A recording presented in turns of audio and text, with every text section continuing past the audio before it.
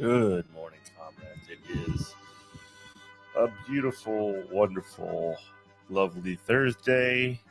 We're almost through our week. We are there. We're almost there, folks. We almost made it. Hang tight. You used to show up on the front page, but now you have to go to your subs page to see it. What's going on there? Oh, yeah, you saw that Steve was up. Good morning, G-Wolf. GTA 5 and something more Greeky. You should try it someday. Okay. Yeah, just, you know. I don't play a lot of games, but I've been getting into GTA 5. I tend to only get into games about 10 or so years after they've come out. So there you go. But yeah, how we doing today? I had a couple things I want to talk about. I guess I want to talk a little bit because I don't know if anybody watched it. Destiny and Richard Wolf had a debate last night, and I kind of wanted to share some thoughts on that. I don't know if anybody did you watch that, G Wolf? Did anybody else watch it? I found it fairly interesting. I'm not like a debate bro or whatever. I'm not one of those guys who like lives for like the discourse or whatever. I'll watch them every now and then, when there's nothing else on. But I did find it really interesting because I think Richard Wolf is an interesting person, and I actually considered for quite some time to reach out to him to come on the show. And like Destiny is just like the most online like lib or whatever, and like I don't have a huge problem with the guy, but like I mean I don't like him. I mean I think that he has real serious issues in terms of um he's not very clear on what he actually means when he says anything, but he wants like one of the things that he sort of demanded if you watched it, and if you do want to go check it out, it was on the Surfs on YouTube. It was also hosted by David Dole, the Rational National, good dude over there.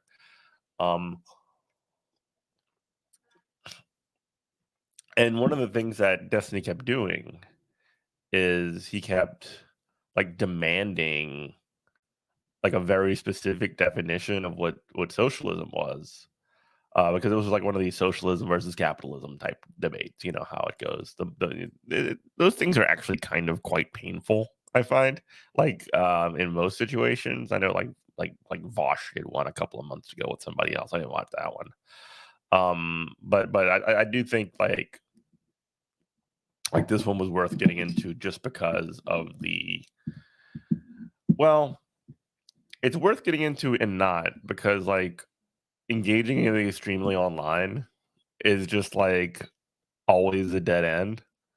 But then at the same time, well, there's going to be some eyeballs on this, so it's getting attention. So I guess it's worth attention. It's almost like this self-fulfilling prophecy. But anyway, one of the things that Destiny kept doing was he kept trying to say like, well, what's your definition of socialism? What's your definition of socialism? So that he could what his attempts to do were to be to like latch on to one particular definition and then say, well, that doesn't agree with this other definition of socialism that I'm thinking about, or that other one that's going on over here. What about what's going on in China? What about the USSR? That's not in agreement with you know what Wolf's, what he usually talks about are worker-owned co-ops. And that's what he means by socialism. And what Wolf did is he sort of gave a broad, sort of like three-pronged definition, including multiple traditions that was not necessarily like only tied to like Marx or I mean, I guess it was, I mean, like Marx is part of the tradition, but like, I guess one of the things that's important to remember is that like Marx was like Marx didn't begin nor did it end with socialism. Like socialism is a long-standing tradition that's been around for many years, since for as long as there's been humans, there's been shared resources. Now, in terms of how it's organized, that's a different question. In terms of what the theory is, in terms of theory of value, the Marxist theory of value, and sort of like Marxian, like the sort of like dialectic materialism part, that is Marx. That is real, and that's not really what Destiny was looking for an answer, and he pushed back. I didn't get any clips. Yeah, well, that's exactly the point, because if he would had to grapple with the concepts, then he would have actually looked extremely bad. But having to argue against a actually broad and a tradition that's got uh, multiple sort of like nuances, and honestly, part of the reason and why it's one, more accurate, and two, good debate strategy to go with that kind of a approach, is because like there are going to be contradictions in any broadly like broadly labeled and broadly sort of like ideologically aligned sort of tradition, right? None of this shit is clean. And what Destiny was trying to do is like find to say like, okay, so here's where your contradictions are, and and what he ended up doing, and this was like a 2-hour debate. He ended up just asking a bunch of questions, and I found this out to be really, really one of the early cheat codes when like in GMC for many, many years, um, which is one of the easiest ways to fill a radio show, like an hour, because we have an hour a week we had to fill. And one of the easiest ways to do that is you get somebody whose literal job is to lecture about a subject, and and you just ask them very basic questions, and they will fill that hour, no problem. If you can get an academic who's a lecturer to come on your show, all you got to do is ask him a couple of questions, and you got a show. It's that simple. It's not hard. All you got to do is get the person. You got to reach out to the person. And what Destiny ended up doing is during this debate, he kept asking these very basic questions to Richard Wolff, and Richard Wolff says, "Hell yeah, I'm just gonna start doing my thing. I'm just gonna like lay out the entire agenda of what socialism is. I will completely disregard the bullshit framing of your question, or like he'll address it and then say that's not what I'm talking about when I'm talking about socialism, and then he will talk about what socialism is and do it for a very yeah exactly." Um, he would do it for he would explain it in extreme like command, in extreme detail. He had absolute command of what he wanted to say and what he was trying to do. And I mean, I don't think, well, if you had gone into that debate like with an open mind, which I don't know if that person exists or not, I mean, I think it would be hard to come away from that thinking that like Destiny was like the winner or whatever, because he basically asked a couple of questions and then whined about how long Richard Wolff was able to talk when he was the one that was asking questions. It was very, very silly. And then the other thing, so I can't see people like who were like open minded siding with Destiny on the other side. If you went in like already thinking you like already agreeing like capitalism good, or you're a Destiny fan or whatever, then you're not going to change your mind. And I mean, I don't think anybody like who saw that from the like, I'm a socialist, I'm going to watch this to see Richard Wolff, like or whatever, like said, wow, Destiny made some really great points, because he didn't. So that's basically like my take on the extremely online event, which was the Richard Wolff versus Destiny debate.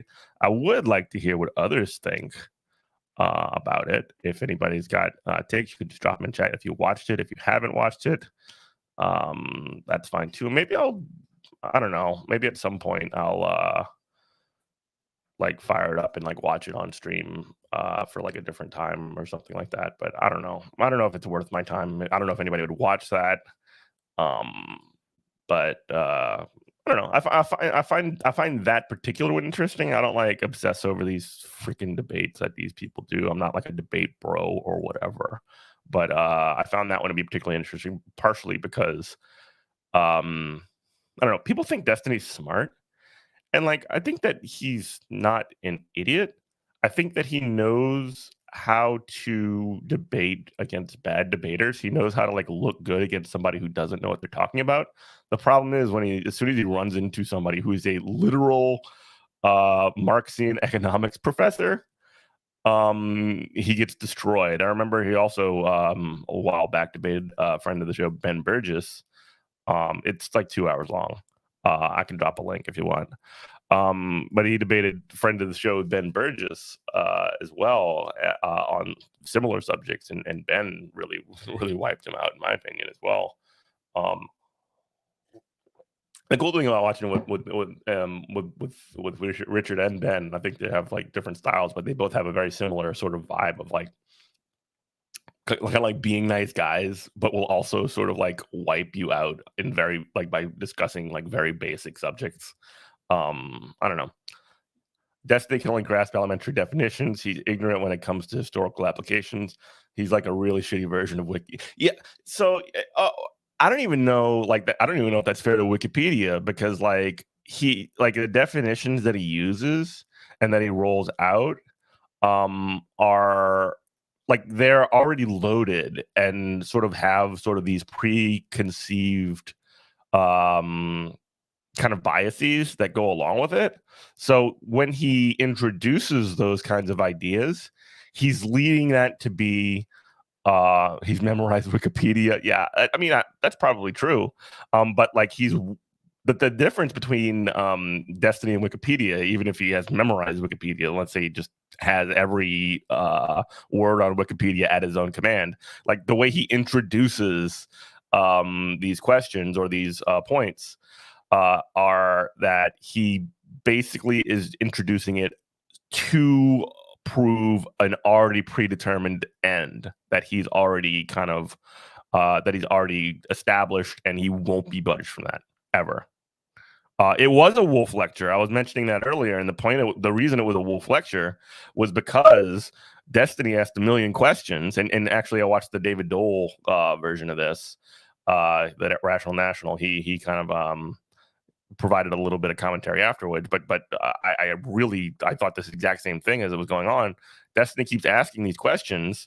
Richard Wolff will then be like, okay, I'll answer these questions and I'll do it in as complete of a way as possible as a literal lecturer. Like my my day job for the past 40 years has been to like deal with these petulant students who ask these really basic questions about economics obviously like with capitalist system biases or whatever, but like he really did, like Destiny really did come off as a sort of he reminded me of me when I was in college. I'll put it like that. Like, aha, I know how to make this college professor look silly by asking this question in class. And then the professor's like, what? No, what are you talking about? And he just would go on and like wrap that up into his lecture. It was it was sort of silly. It was a little bit too online. I thought I saw. Didn't you have like a couple counting amberjacks? I think I heard your name even in the chat in the David Dole thing, if I'm not mistaken. Unless that was another counting amberjacks.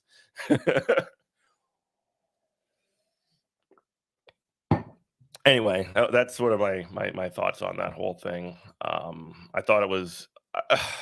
I think those things are interesting just from the perspective of one.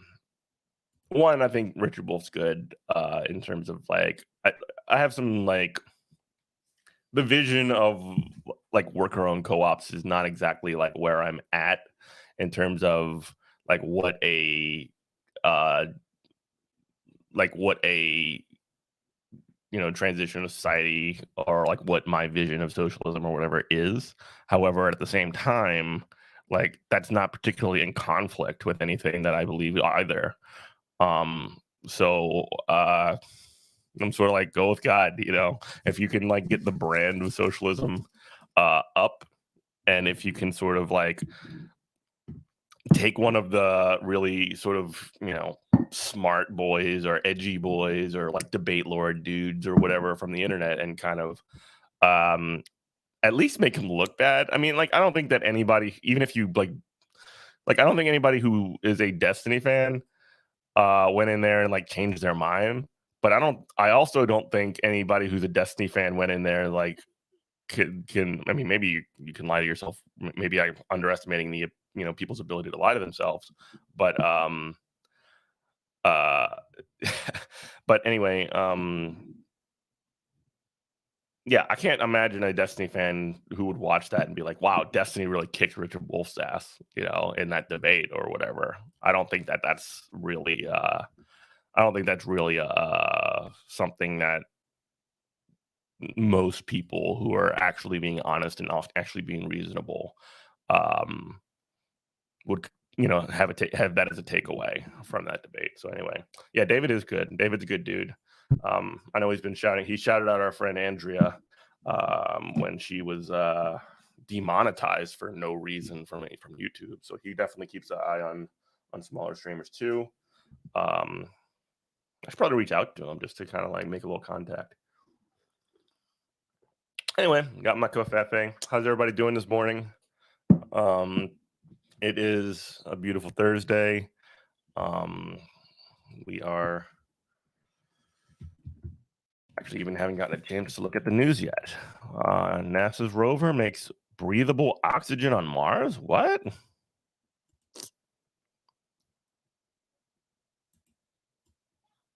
Oh boy. Let's read this. I wanna see about this Mars rover. And it says NASA's rover. It doesn't say like SpaceX's rover, which I always appreciate.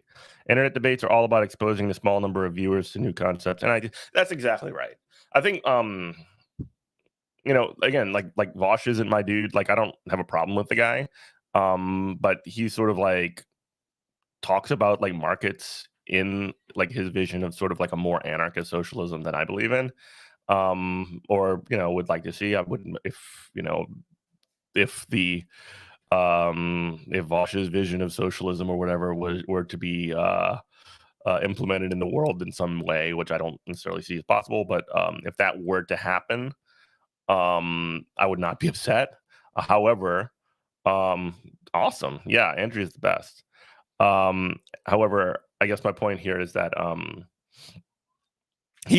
Vosh has said, and he is a debate bro, that there is a purpose to these kind of things, and it is a spectacle, and it can bring eyeballs into onto these kind of topics. And I mean, in another way, and to another point, one of the things that people sort of get very emotional attached to, for better or for worse, is conflict. And debates are like necessarily like antagonistic and a little bit drama-y. And so like this sort of like spectacle of it all can bring people who might not otherwise being like watch something into that space. And when you have like newer people in there, you kind of gotta win, because if you have eyeballs of people who have never who are open-minded in these sorts of things in a good faith way, and you look bad to like compared to liberals, and like that's the stakes in terms of like looking bad to a liberal and like looking bad compared to a conservative or a fascist or whatever. The stakes are obviously higher when you're dealing with socialists, or I mean when you're dealing with fascists or whatever. But yeah, I mean when you're dealing with fascists. Sorry, I'm stumbling on my words. The stakes are higher. You definitely don't want to look bad when you're like debating a Nazi or whatever. But you can win people over. You can do that, and I think that's important. I think that and I did watch this one too, mostly because I love Slavoj Zizek. He had a debate with Jordan Peterson about 2 or so years ago, and I mean that was absolute destruction of Jordan Peterson, and that was something that really kind of knocked him off the radar for quite a while. That plus, I mean, there were a lot of actually very unfortunate, personal problems that Jordan Peterson had. But I mean, when actually held up to like direct antagonistic scrutiny between Jordan Peterson and Zizek just clowned his ass. I mean, that was a show. Maybe you came across Andrea when she was a guest on our show, because she was a guest on our show probably about a year and a half ago for the first time. Anyway, those are the takes. That's the debate takes. I want to talk about this breathable oxygen on Mars. That's really interesting. Hold on. Let's do this. Peterson was great in that it's like he read half the cliff notes and said, "I'm ready now." Yeah, he I think he literally said on that debate that, like, I read the Communist Manifesto like last week or something like that to prepare for this debate. And it's like, oh, okay, so you've been talking about how Marxism is like literally the destruction of like Western civilization. Yeah. The destruction of Western civilization, and you're for the first time you're reading the Communist Manifesto now. Okay, gotcha. Yeah, you've been listening to GMC. Yeah, you're a long-time listener, and we appreciate you for it, G Wolf. All right, folks. NASA's rover makes breathable oxygen on Mars. That is, I'm learning about this now. It's the second successful technology demonstration on the mission, which flew the helicopter on Monday. The oxygen generation was performed by a toaster-sized unit in the rover called MOXIE, Mars Oxygen In Situ Resource Utilization Experiment. Okay, that's cute. It made 5 grams of the gas, equivalent to what an astronaut at Mars would need to breathe for roughly 10 minutes. Hey, I mean, like, that's a start. NASA's thinking is that the future human missions would take scaled up versions of MOXIE with them to the red planet rather than try to carry from Earth all the oxygen needed to sustain them. Yeah, you can probably stay for a lot longer. Just bring a backup MOXIE, folks. Don't only have one MOXIE. You want to make sure you got a bunch of MOXIEs with you. I do like this funny thing. NASA successfully flies small helicopter on Mars. That's funny. Changing Mars's atmosphere into oxygen is much more impressive, if you ask me. Chemistry is way cooler than physics. Come at me, physics bros. Oxygen, O2, is an integral part of the chemistry that propels a rocket. Thrust is achieved by burning the fuel in the presence of an oxidizer, which could be simple. MOXIE, just don't have one. There you go. We've already got the ad. Mars' atmosphere. I can't wait until there's private sales of MOXIE, because this is government R&D, and that like some company like Elon Musk or whatever is going to get his MOXIEs, and he's going to be like starting to sell them like his own branded, like his branded stuff. Oh, Jesus. MOXIE is able to strip oxygen atoms from CO2 molecule. Wow. So essentially, it's able to like turn CO2 into, it just cuts off the carbon, essentially, which are made up of one carbon atom of 2 oxygen atoms. The waste product is carbon dioxide, which is vented to the Martian atmosphere. So that's almost like it mimics respiration in a sense. The NASA team behind MOXIE is running the unit in different modes to discover how well it works. I wonder, like, is changing CO2 into oxygen, does that create energy? Like in terms of respiration, that's what happens. So I don't know. The expectation that it probably takes energy because of the way that they're going to do it. It's separative. The expectation is that it can produce up to 10 grams of oxygen per hour. MOXIE isn't just the first instrument to produce oxygen on a level on another world. It's the first technology. This is some sci-fi shit, man. This is pretty cool. Like, I don't know. space stuff is like really fascinating to me, and like the idea that like there is potential of like long term survival with obviously with technology um on other planets is really interesting. Moxie isn't just the first instrument to produce oxygen on another world, it's the first technology of its kind that would help future missions live off the land using elements of another world's environment, also known as in situ resource utilization, said Tracy Cordes, director of technology demonstrations within NASA's Space Technology Mission Directorate. It's taking Rigoleth, the substance you find in the ground, and putting it through a processing plant, making it into a large structure, or taking carbon dioxide, the bulk of the atmosphere, and converting it into oxygen. The process allowed us to convert these abundant materials into usable things. Propellant, breathable air, are combined with hydrogen and water. Oh yeah, we're gonna be mining all kinds of planets. We're gonna be making sure that we get all those valuable resources, folks. Uh, must be a little bit dated because it's saying that they're going to try flying the helicopter on Mars, but that headline up there says it was successful. Yeah, so that's good.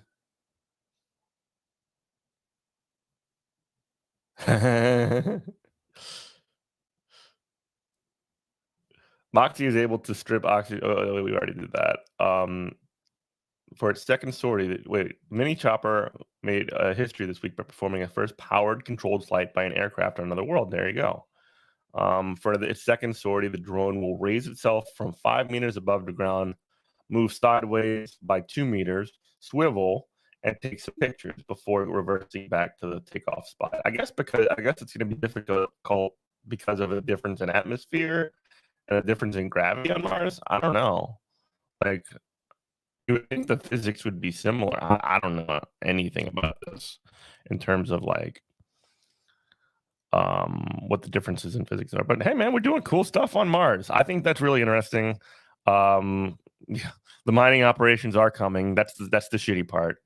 But yeah, the idea that like I don't know, learning more stuff about the world and about the universe is interesting to me.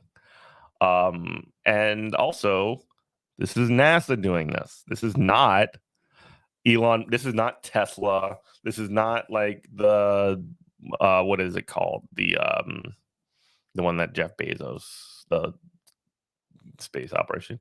It's got nothing to do with any of them. This is government funded research, baby, just like God intended. So there you go. Government projects actually still are good. And as like when we marshal our resources together in a conscious way, the kind of stuff that got us, to the moon and shit, we can do amazing things like literally turn carbon dioxide into oxygen. And then also, I mean, again, that seems like something that can be permanently recycled too, because like breathe in oxygen, breathe out carbon dioxide, and just change it back, But I'm sure it's more complicated than that.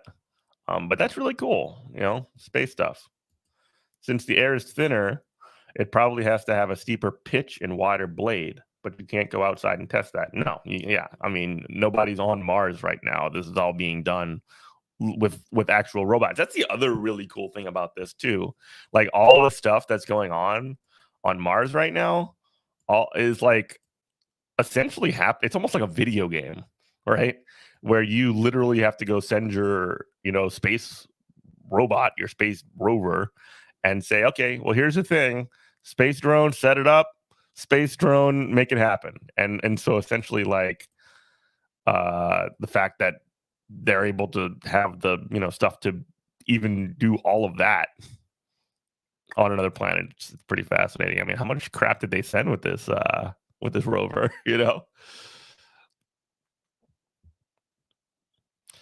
Oh my gosh. Okay. Well, there's more bad news. Oh gosh. Okay. Um. So how's everybody doing today? How we doing? I'm gonna pull up a couple stories. Oh man, Jesus Christ! Oh, congratulations to India for setting the new COVID case, the new record for COVID cases. 304,000 infections. How about that? Let's hear it for India. Let's go. Narendra Modi did it. He did it, folks. Horrible. Horrible.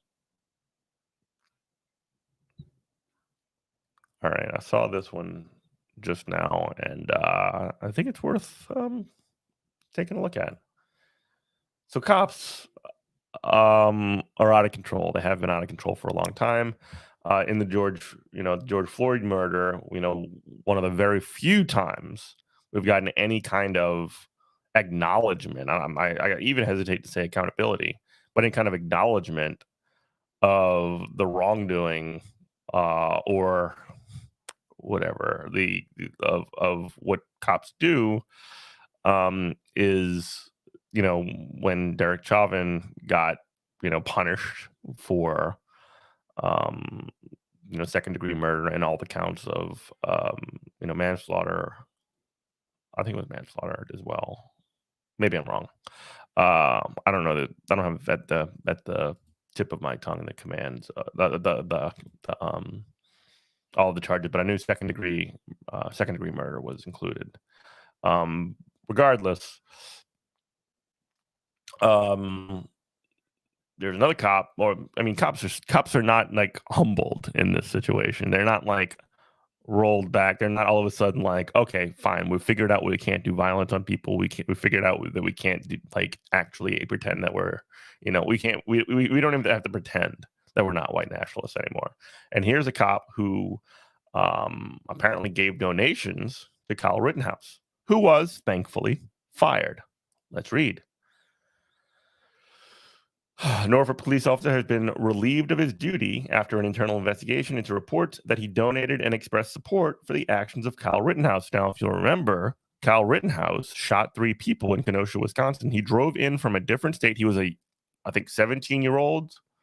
He drove in from the next state over and to the protests that were happening after the George Floyd murders. And he decided, you know what? I'm going to claim that I'm protecting property. I'm going to shoot some people.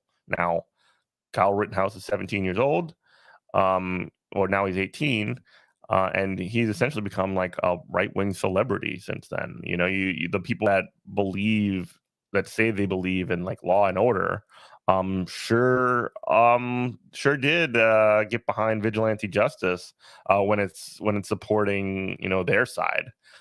So that's not good. But anyway, that's who we're talking about when they gave him money. They gave it to this kid, this guy. So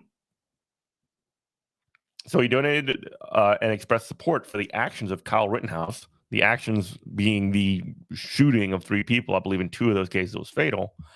Who was facing 2 felony charges of homicide in the deaths of 2 men and a felony attempted homicide charge in the wounding of another man during street protests in August. Norfolk City Manager Chip Filer fired Lieutenant William Kelly on Tuesday at the recommendation of Norfolk Police Chief Larry D. Boone, according to a statement from the city on Tuesday.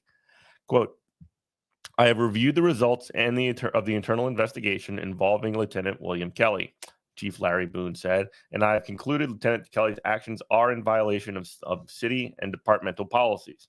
His egregious comments erode the trust between the Norfolk Police Department and those they are sworn to serve.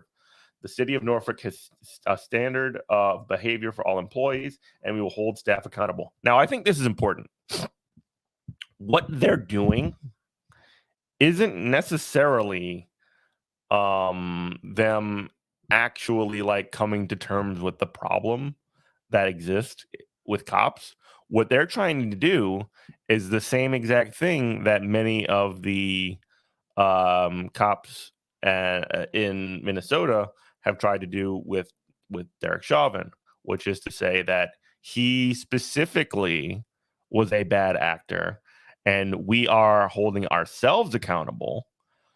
So we're doing this, and now we're good. Now the cops are good, because we got rid of the bad one, right? And that's what we sort of need to be very aware of, that this is what they're trying to do. And so, like, the fact that and it's like very auspicious in the timing of this too. I mean, the Chauvin guilty verdict was 2 days ago. So, like, let's not kid ourselves. This is happening as a part of sort of a wave of like cops trying to clean up their image. Don't let them get away with it. They don't get credit for that. Kelly was initially placed on administrative duty after reports were made that he donated on April 15th, 2021. The statement said, in accordance with the City of Norfolk grievance procedure and applicable law, Kelly now has the right to appeal his firing. Quote, we do not want prescriptions of any individual officer to undermine the relations between the Norfolk Police Department and the community, Boone said. I ask the community to continue to support the officers of Norfolk Police Department, as in the past, knowing that right now, in this moment, they are continuing to serve and protect them. Yeah, they're cops, man. That's just they're going to do the same stuff. They're going to protect property, not people. CNN has attempted to reach Kelly in the Norfolk Police Union for comment. And it talks about Kyle Rittenhouse. So yeah, this is the comment that he said. He said in a tweet that Mike Lindell, CEO of MyPillow, and others helped raise funds needed for Kyle Rittenhouse. Quote, God bless all who donated to help, quote, fight back. Raise required $2 million cash bail. Special thanks to actor Ricky Schroeder and Mike Lindell for putting us over the top. Kyle is safe. Thanks to all those who helped this boy. Read the tweet. So yeah, yikes. Yikes. Big yikes, folks.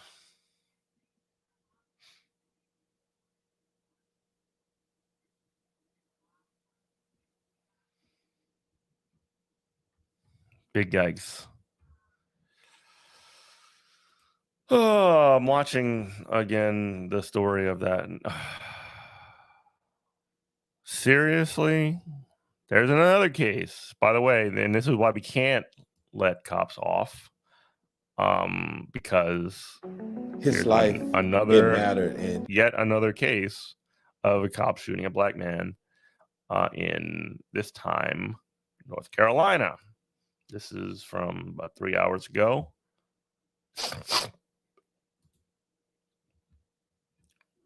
Sorry, this is becoming like the cops kill show. But yeah, this is bad. Sheriff's deputy shot and killed a black man while executing a search warrant in North Carolina on Wednesday. Authorities said the shooting occurred at approximately 8:30 a.m. So that's yesterday. As deputies from the Pasquotank County Sheriff's Office attempted to serve the man, identified as Andrew Brown Jr., a search warrant at his home in Elizabeth City, about 170 miles northeast of Raleigh. Brown was fatally wounded during the encounter, according to Pasquotank County Sheriff Tommy Wooten. It's been a tragic day. Yeah. Well, that's what you say. No, it's never. I'm sorry. It's just been like, oh, this is very, very sad. The sheriff told reporters he wasn't sure of Brown's age, but the court records show he was 42. The unnamed deputy who fired the fatal shot has been placed on administrative leave pending the review by the State Bureau of Investigation, according to Wooten, who vowed to be, quote, transparent and take proper actions based on findings. Yeah, right. I've put together a team of local law enforcement to come to Pasquotank County to ensure the safety and protection of the sittings in our community. So you're already planning on essentially locking down the city. Let's do martial law. We have to stop these protesters because it's very, very funny also. And I keep saying this, but like the sheriff who was responsible for the cop that just murdered somebody when they were serving a warrant is also the same person that's responsible for managing the protests. Like, that is a complete and utter like contradiction of responsibility. And he's already talking about like, we have to make sure that we keep the community safe, from all the looters and rioters, the people that are mad, that are going to be mad, or that are mad that we murdered this man. So we got to make sure that we protect property, folks. The deputy was wearing an active body camera, but Wooten said he will not be releasing the footage at this time. That must mean it's real bad. The deputy was wearing we are currently working that right now as hard as we can, he told reporters. We will be transparent with this situation, absolutely. The sheriff declined to say what the search warrant was for or how many shots were fired. Masha Rogers, the special agent in charge of Northeast District of North Carolina State Bureau of Investigation, said investigators will conduct a thorough probe before returning their findings over to Andrew Womble, the district attorney, for state's first prosecution. The state's prosecutor, he's a DA. We will make a determination about any criminal charges, Rogers told reporters. Womble said his office will be looking for accurate answers and not fast answers.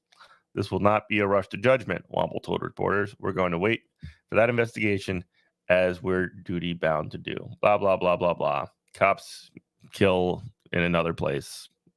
Same old story. I feel like I'm repeating myself a lot of times with this, honestly. It's just like cop kills people, cop kills people, cop kills people, cop kills people, over and over again. So,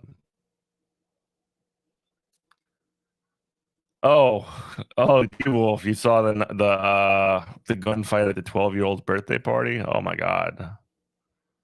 Yeah, 9 juveniles injured in a gunfight. What? Yeah, at 12-year-old's birthday party. Yeah, I saw that too.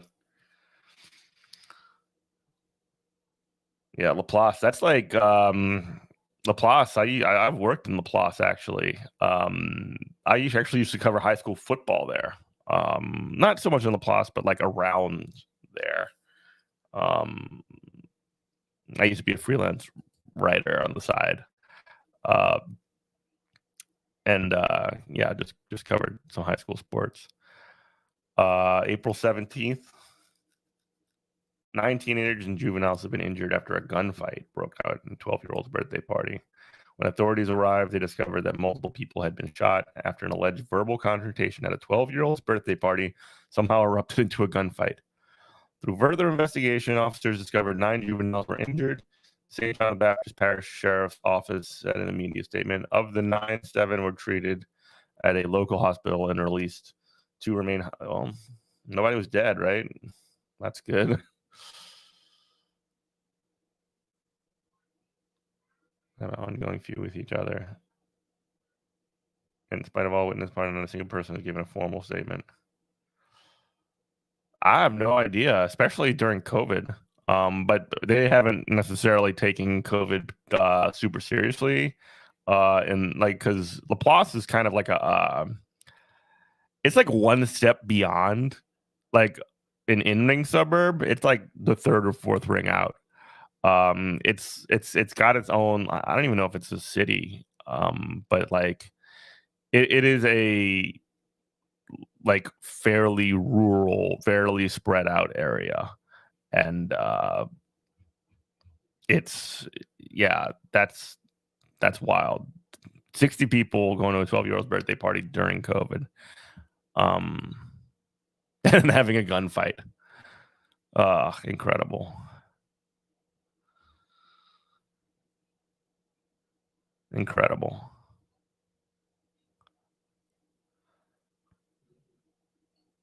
I want to talk about more space stuff. There is something I did want to talk about, and I think this is important because a lot of people are upset about this here.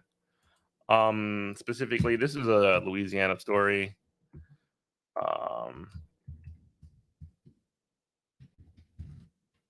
But yeah, I want to cover this in as balanced of a way as possible because it's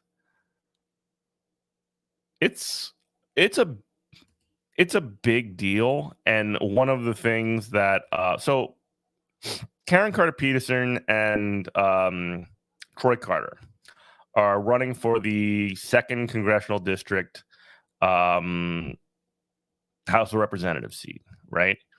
And both of them are not I mean, Karen Carter Peterson has a very sort of bad history specifically around public education, but around like many other issues. Um, she's a former chair of the Louisiana Democratic Party. But in this election, she's sort of like been running in the progressive lane. She's voiced support for like things like $15 Medicare for all. She's voiced support for $15 minimum wage, for the Green New Deal. Like she's definitely trying to go for that like progressive, I guess you could say, branding. And it ended up being pretty evident that this is the case when she started getting endorsements from sort of like progressive organizations. So Our Revolution supported her, and as of yesterday, um, Alexandria Ocasio-Cortez supported her as well. Now, I have a take on this, and that take is that one, when people who are not from where you're from make an endorsement of somebody in your area, here's the video of the thing. They will almost always get it wrong, especially if you've never seen them in your district before. But like people are mad about this because Karen, I mean, like Karen is not. She's. How do I put this? She's not considered to be like a part of the like socialist organizations, and like public schools and things like that are not in favor. Now, in my opinion, like Troy Carter is more conservative than she is, for sure. However, I would not go out of my way to do an endorsement for Karen just based off of her record, nothing like beyond that. But again, when people make endorsements in your area, like when they're not from there, they're likely to do a really terrible job of it. I mean, and you know, that's just sort of like where I'm at on here. Um, I'm not gonna like look at like AOC gets a little bit of side eye, I guess, but like I'm also not going to like use that as an. I think it's a potential opportunity to hold somebody like Karen like maybe she owes AOC or something like that, and start like like finding finding some kind of I'm kind of working through this in my brain, but I want to talk about it because this is where people are at. Um like finding ways to like if she owes favors to AOC and AOC does provide, if she actually is going to be taking the lead, she's going to need people on side. And the flat reality is that she might have somebody like that might be on side um in Karen, and she wouldn't have that in Troy Carter. And I guess that's the calculation that she's making in this. Um, you know, that is what it is, that's politics. And I would just say to people who are upset with AOC on this, like she doesn't have necessarily the same context that we have. And she sees this as a potential to build her team. Yeah, yeah, and well, I mean, Troy Carter is a Democrat. Let me be clear about this. This is the second congressional district. Troy Carter is a conservative Democrat, in my opinion, but he's got connections with the labor movement, which is not the worst thing. And he's got connections with a lot of the sort of he's connected with the the Cedric Richmond sort of wing of the party down here, and you know that is more conservative than that is more conservative, I think, and policy and things like that than like, certainly than AOC. The jury's out on what Karen is gonna push forward for. I will say though that she's been good on issue. Like, I don't want to like smear Karen. Like, I've actually talked to her a couple times. She's always been very nice to me personally, which matters very little, by the way. But she's been great on things like abortion, terrible on public education. And she's saying many of the right things. I'm not gonna say anything. How do I put this? I'm not indicating or telling anybody what to do here, especially in District 2. I'm just saying that the reason that AOC is making these kind of moves is because she does understand that she needs to build sort of an army in Congress, and I guess she's calculated that Karen would be a part of that and Troy would not be. So take that for what it's worth. The election is this Saturday, so we'll see what happens. We'll see what happens. It definitely a lot of like this is cringe. I do think this is cringe, and like AOC posts a fair amount of cringe, but that's okay. That's okay. I'm not gonna like lose any sleep over about it. Yeah, I guess so. Yeah, I'm not excited about it. The guy, I mean, like, I didn't make an endorsement in this. People actually have asked me for their endorsement in that race. And I would not give one.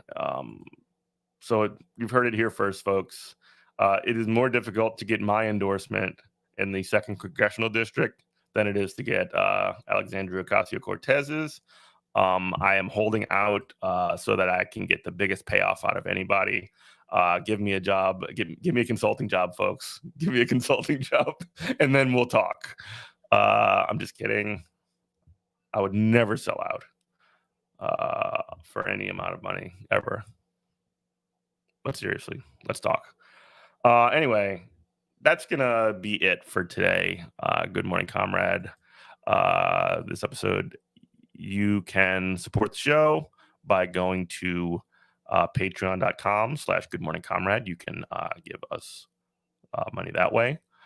You can also please share our show, smash that goddamn like button, and yeah, share the stream.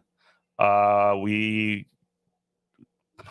at some point in my life, I swear I'm going to like start clipping these things.